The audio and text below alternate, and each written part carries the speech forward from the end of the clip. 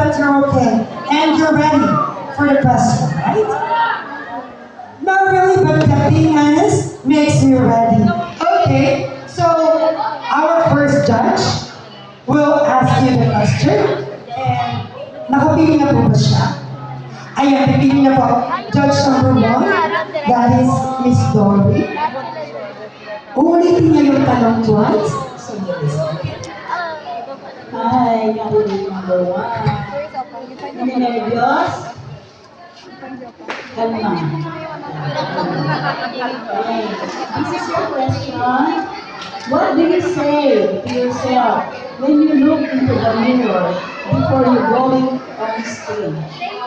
Again, what do you say to yourself when you look in the mirror before going on stage? At tagalogin ko, ano ang sinasabi mo sa sarili mo kapag tumitingin ka sa salamin bago ka umakyat ng entablado?